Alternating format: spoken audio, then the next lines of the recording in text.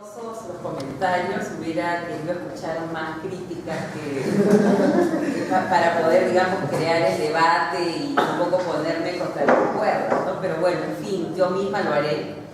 Primero que nada, agradecer al grupo Analicemos Historia. Yo creo que esto es un gran esfuerzo, ¿no? Y no es la primera vez que participo de sus iniciativas y me da muchísimo orgullo de que existan estudiantes de historia que realmente quieran a la historia, que yo creo que acá es el punto fundamental, o sea, amar lo que hacemos, ¿no? Y eso yo creo que se refleja en el cariño que nosotros le ponemos a lo que escribimos, las historias que contamos, ¿no?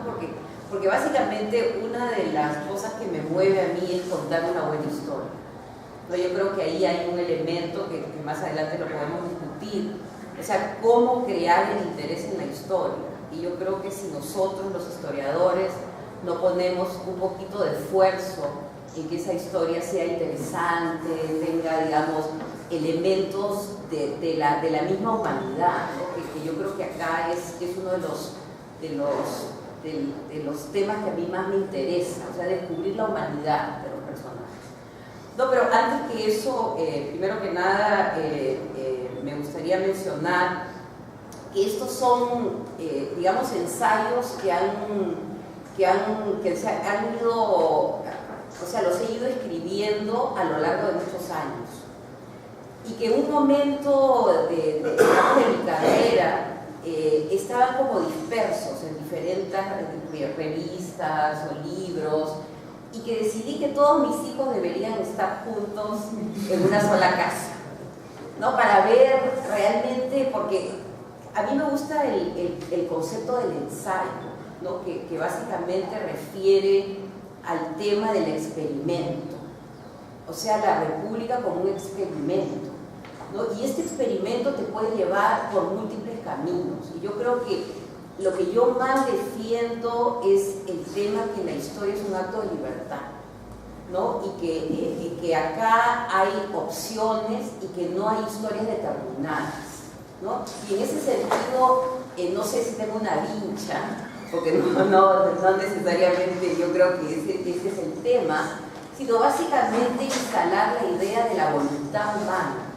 ¿no? Y la voluntad humana, digamos, en un permanente, o sea, en una permanente confrontación con lo que podrían ser las condiciones, con las circunstancias históricas dentro de la cual esta voluntad se va a ejercer, ¿no? La agencia, lo que se llama la agencia, ¿no? Y yo creo que cuando yo decidí poner a todos estos ensayos juntos, ese era mi tema fundamental, o sea, ver cómo en diferentes momentos de nuestra historia existieron esfuerzos, y que estos esfuerzos, en muchos casos, como bien menciona Armando, han sido totalmente olvidados. Hay personas que me decían, yo conozco a José Arnaldo Márquez por la calle, pero no sabían que José Arnaldo Márquez es el primer peruano que tradujo a Shakespeare, ¿no? Que José Arnaldo Márquez inventó una especie de imprenta que la llevó a patentar a Europa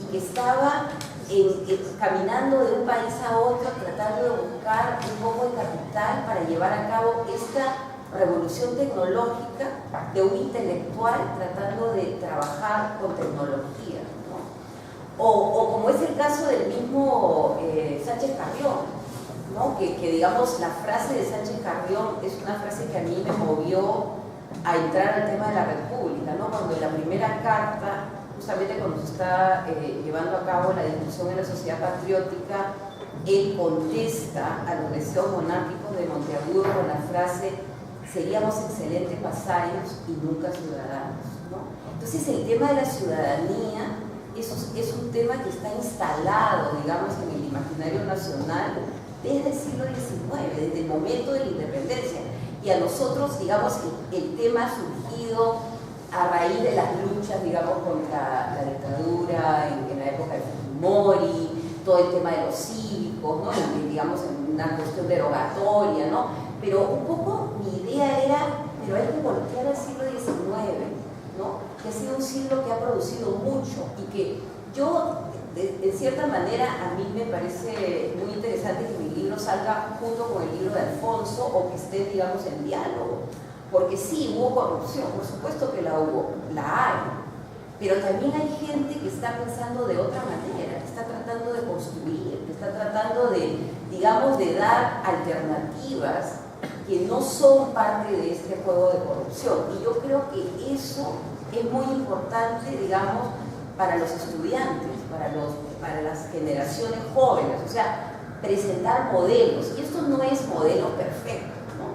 Porque, por ejemplo, en el caso de José Arnaldo Márquez, o sea, como dice Eduardo Galeano, o sea, todos tus personajes son trágicos, o sea, todos tus personajes al final son derrotados. Sí, bueno, Manuel Pardo lo asesina, José Arnaldo Márquez muere en la pobreza, pero cuando uno los rescata, cuando uno los recuerda, los vuelve a la vida, ¿no? Y yo creo que ese es un poco el intento de estos ensayos, que digamos han sido elecciones que yo he tenido, por ejemplo en el caso de Espinosa, ¿no? Un personaje que no se le conocía mucho, Juan Espinosa, que viene con San Martín, él es de Montevideo, llega al Perú y escribe un diccionario republicano. Y cuando él cuenta cómo lo escribe, él dice en una vela a la medianoche, y él escribía las palabras. Entonces, estos esfuerzos, 576 palabras a mano, ¿no?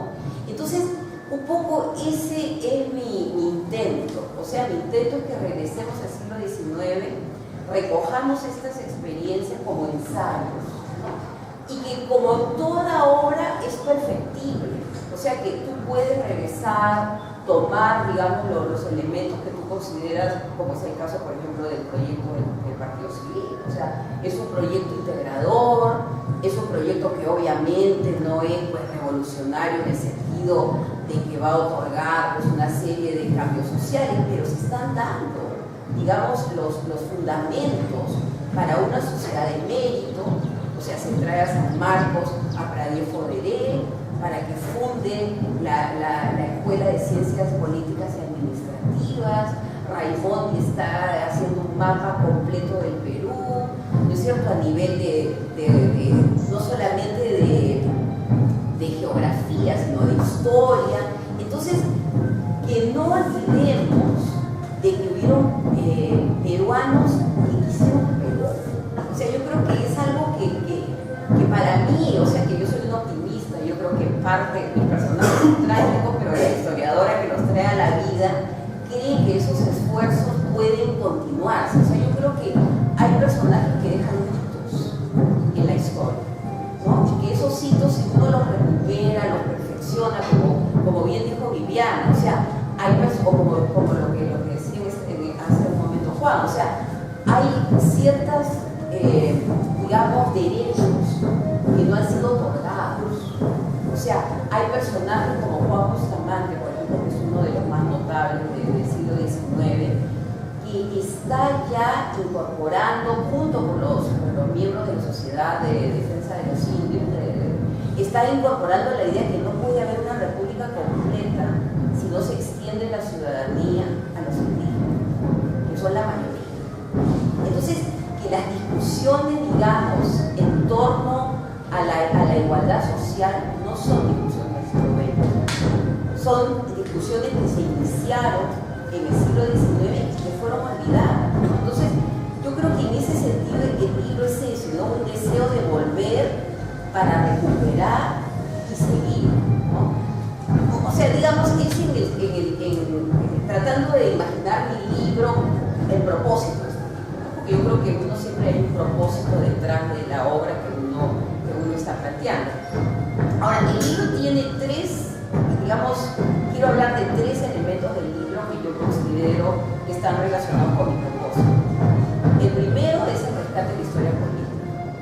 O sea, yo creo de que por cuestiones, digamos, de coyuntura, se le dio mucha importancia en la historiografía peruana a la historia económica en su momento, que me parece muy valioso eso, de la historia social. Y a pesar de ser un país en que lo que domina es la lucha por el poder, no se ha ubicado o no se ha centrado bien cuáles fueron los grandes temas en el mundo.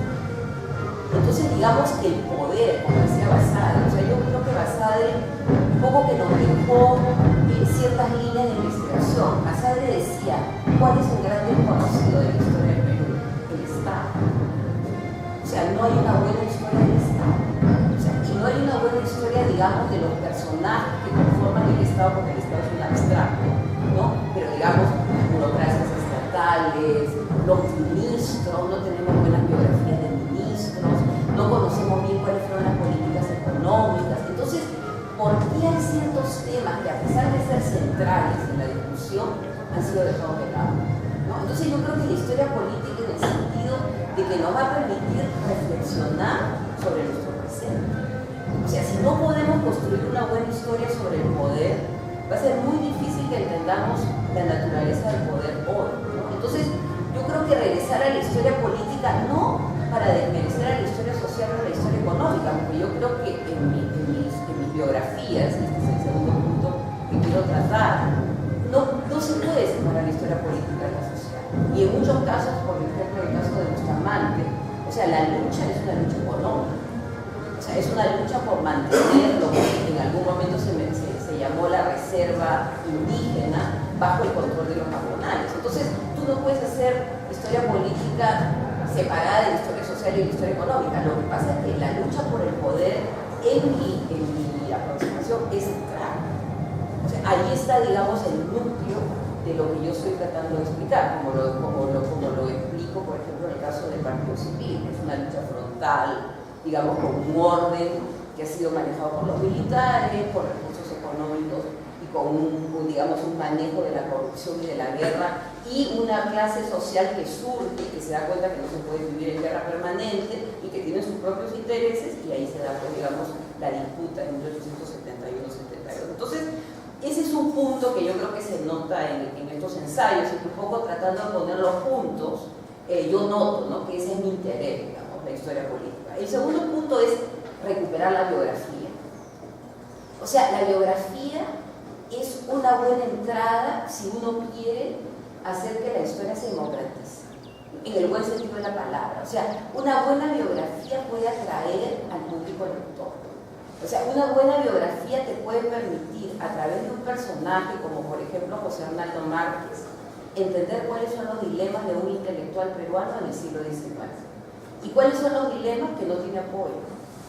O sea, ¿y cuáles son los dilemas que él mismo tiene que crear su propio periódico, o él mismo tiene que ir a buscar, digamos, financiación? Entonces, como que los dilemas de un intelectual del siglo XXI son muy parecidos a los dilemas de un intelectual del siglo XIX, ¿no? Y en el caso de José Arnaldo Márquez, con el plus de que es un tipo brillante, ¿no?, y que va a traducir a Shakespeare, entonces como que te conecta, digamos, con un intelectual peruano que está al tanto de lo que está ocurriendo en todo el mundo. O sea, no solamente es el Perú su interés, sino su lectura de los clásicos, que me parece un elemento fundamental. Entonces, digamos, el tema de los clásicos me lleva a otro fundamento, digamos, de mi trabajo, que es el rescate del republicanismo. No, que la tradición del siglo XIX, si bien es cierto, nosotros la hemos discutido en términos de la dicotomía conservadores-liberales, pero la ideología es republicana.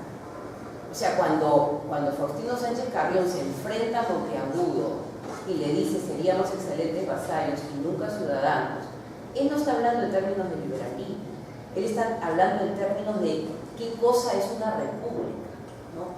Y una república es un lugar donde tú tienes que crear una cultura republicana.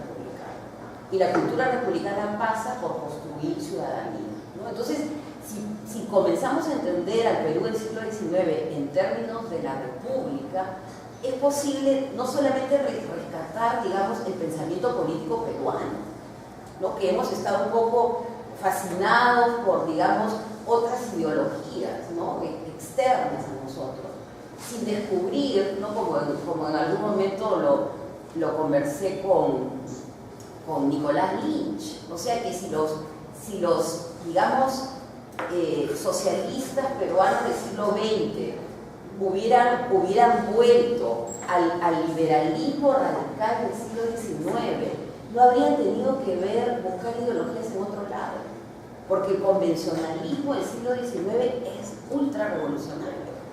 O sea, el convencionalismo del siglo XIX está otorgándole voto al indígena. El convencionalismo del siglo XIX está hablando de una educación para todos. El convencionalismo del siglo XIX es secular. El convencionalismo del siglo XIX está tratando, digamos, de reformar el Estado, romper la corporación. Entonces, ¿por qué no volver a eso? No volver a nuestra tradición, digamos, radical, pero en el sentido de republicanismo radical, ¿no? Porque había mal de republicanismo. Entonces, yo creo que el rescate de nuestra propia tradición política es muy bueno, ¿no? Porque, digamos, tienes modelos a seguir, como son los Gálvez, como es José Simeón Tejeda, personajes olvidados. Y al mismo tiempo, ese republicanismo puede llevarse, digamos, al siglo XX o puede traerse al siglo XXI, ¿no? En el sentido de que es un pensamiento que puede ayudarte a neutralizar ideas ultra individualistas. Porque el republicanismo, y eso es otra cosa interesante que tiene, combina el elemento individual, que es el elemento que se defiende como la propiedad privada, con el bien común, que es una palabra clave para todos los republicanos. Entonces ahora la pregunta sería, ¿por qué teniendo una ideología tan rica, el país pues vive momentos de corrupción? ¿Por qué teniendo una ideología tan rica y tan potente, no es posible, digamos, que estos republicanos consoliden su proyecto? ¿No? Entonces yo creo que esas son las preguntas que habría que plantearse. O sea, si tiene gente que está pensando en Perú, como José Arnaldo Márquez, como José Faustino Sánchez, ¿qué les falta para construir esas instituciones que permitirían que sus proyectos se construyan?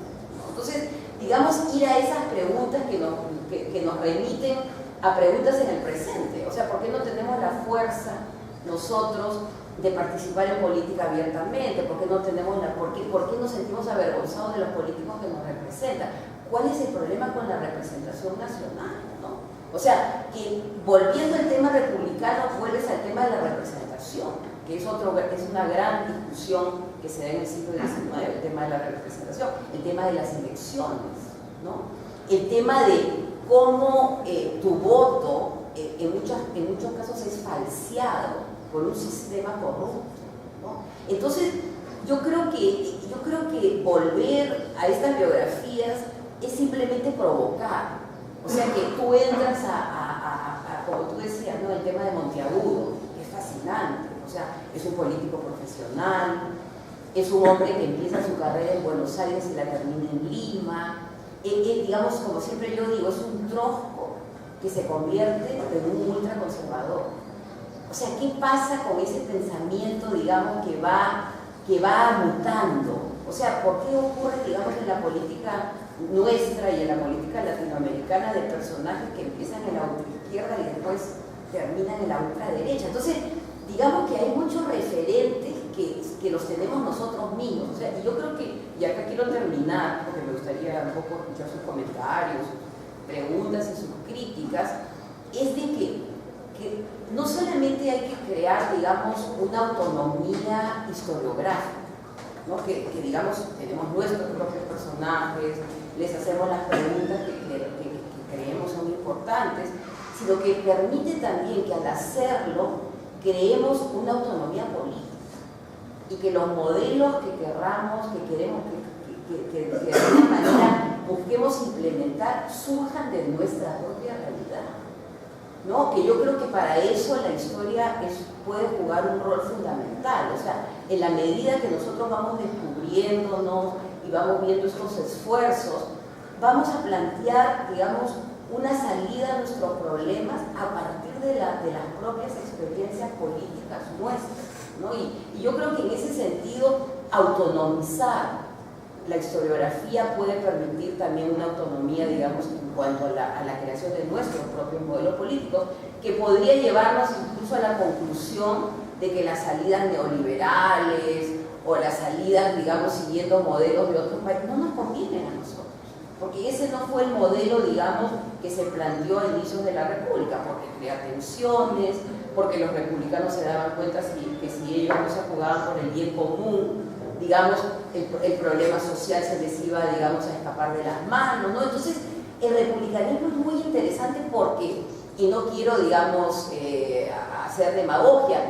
plantea una tercera vía, ¿no? Que siempre se ha hablado de una tercera vía en la que tú puedes combinar elementos individuales con elementos, digamos, comunitarios, que son los que van a permitir, digamos, que una sociedad se mantenga sin las tensiones y los conflictos que nosotros vemos día a día en la nuestra, ¿no? Entonces, yo creo que ese ha sido mi gran interés, digamos, ¿no? O sea, salidas políticas, modelos a seguir y sobre todo tomar en serio a los políticos del siglo XIX. O sea que cuando ellos estaban planteando, digamos, estos modelos, no es, y un poco tratar de confrontar el cinismo, ¿no? Porque yo creo que un poco en esta especie de laberinto en el que nos encontramos, ¿no? En que nos sentimos tan desilusionados, como lo que al final termina por apoderarse es el cinismo, ¿no? Que al final todo te da igual, ¿no? Entonces yo creo que regresar a personas que se la juegan, que creen, que a pesar de las dificultades siguen luchando por sus valores y por sus ideales, es un buen ejercicio, ¿no? Es un buen ejercicio cuando estamos rodeados, digamos, de tantos personajes que no le llegan, pero yo siempre cuando los leo a ellos digo, pero ¿a dónde están los José Arnaldo Márquez? ¿A dónde están los Juan Espinosa? O sea, ¿dónde está Manuel Pardo? ¿No? Estamos tan acostumbrados a la mediocridad, ¿no? Que nos cuesta entender que en el siglo XIX existió este tipo de pensamiento tan complejo, ¿no? Y un poco para acabar, un personaje que no está acá, pero que lo estoy trabajando, un par de personajes, ¿no? Porque lo que parece que me gusta mucho a mí es escribir biografías, es José Faustino Sánchez Carrión, que es un personaje extraordinario, o sea, no solo por la primera parte, que es lo que yo he descubierto en lo que estoy ahora trabajando, no solamente la primera parte, digamos, que es enfrentarse al poder, ¿no? Enfrentarse, digamos, al protectorado, que en ese momento era el poder determinante, y mostrarle, digamos, a Monteagudo de que si se había peleado por una independencia no era para volver a la monarquía. O sea, era un absurdo eso, ¿no? Pero yo creo que la otra parte de Sánchez Carrión que desconocemos es cuando él se convierte en la mano derecha de Bolívar y le hace la campaña. O sea, que nosotros, con esta idea de la independencia concedida, que obviamente cada vez está más cuestionada, ¿no? No hemos tomado en consideración que no hubiera podido existir un Bolívar si no existía un Sánchez Carrión al costado. Y que Sánchez Carrión se sube al caballo y le levanta y le arma la logística de la guerra y de alguna manera es el responsable del triunfo de Ayacucho, ¿no? Y no lo sabemos. ¿Por qué? Porque las circulares de Sánchez Carrión están por ahí escondidas, porque no sabemos en la política que hace de pueblo en pueblo, cómo va armando gobierno, cómo va armando poder, cómo va nombrando prefectos, cómo crea la Corte de Justicia, que muchos de ustedes saben en Trujillo, o sea, cómo idea un Estado en la guerra. Yo creo que ahí ese personaje, digamos, nos puede permitir tener, y puede ser algo, digamos, naif, un padre fundador, porque yo creo que al tener a Torretable como padre fundador, es como ¿qué padre fundador es este que se va al Real Felipe y se quiere regresar a España? Entonces es como que te horroriza ese padre fundador. Entonces Sánchez Carrión, digamos, cumpliría ese rol del republicano que ante las circunstancias tiene que llamar a Bolívar, porque no, digamos, el Perú no contaba con un ejército de esa dimensión, pero que entiende la construcción del poder, del Estado y de la sociedad civil. O sea, yo en este momento estoy trabajando a Sánchez Carrión y me parece que ofrece muchísimo para entender la construcción de la República in situ. Y el otro personaje que yo creo que también es fundamental, bueno, aparte de Lamar, que lo tengo ahí, digamos, en espera, ¿no? Que es nuestro primer presidente, es Domingo Nieto. O sea, Domingo Nieto, otro personaje que ni siquiera existe una calle, porque la mayoría tienen nombres de calle, pero de Domingo Nieto es el militar republicano.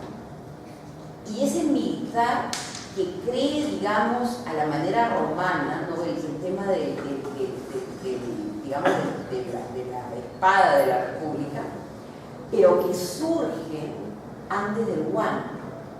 Entonces, es el militar que todavía tiene el sueño, sin haber sido corrompido, como los Mendiburu, Castilla, Echenique con la plata de Guano. O sea que, digamos, es un personaje que no podría estar en el libro de Quirós, porque muere pobre de solemnidad, debiéndole a todo el mundo, de 41 años en el Cusco, haciendo un testamento diciendo que a su pobre hija que acaba de nacer ni siquiera la podía conocer. Entonces, como que el ejército se salva, bueno, y eso lo dijo en algún momento Jorge Guillermo Leguía, ¿no? El ejército peruano se salva por Nieto. O sea, porque, digamos, es el único que no llegó, digamos, a esa fiesta, digamos, que se da con él. Entonces, recuperar estos esfuerzos y recuperar, y puedo utilizar una palabra que puede ser considerada ilusa, gente buena. O sea, que hay gente buena, que hay gente que trabaja, hay gente que, como yo digo, nosotros siempre vemos la parte corrupta, pero todos los días se levantan millones de peruanos a trabajar y hacer sus cosas bien. Y lo que vemos siempre es los escándalos, pero no vemos a esa, digamos, esa base que es la responsable de que este país siga funcionando. Entonces, yo creo que estos personajes pueden, digamos, iluminar estos esfuerzos, ¿no? Que son esfuerzos positivos, que digamos, yo no estoy descubriendo nada. O sea, yo creo que Jorge Basadre deja sentados ciertos elementos, ¿no? Porque Jorge Basadre es un historiador que cree la posibilidad.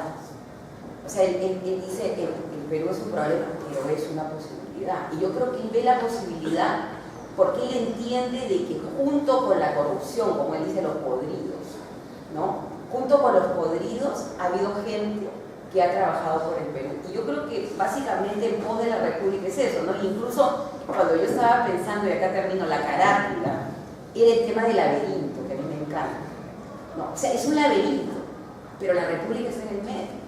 O sea, y está por descubrirse, ¿no? Entonces, el tema de seguir trabajando y no perdiendo la fe a pesar de todo lo que vemos a nuestro alrededor, creo que intenta ser uno de los mensajes, si es posible utilizar esa palabra en el siglo XXI, que tiene este libro, ¿no? Y eso es todo, y bueno, me gustaría escuchar sus comentarios, sus preguntas, sus críticas y todo lo que tenga por venir. Muchísimas gracias por venir.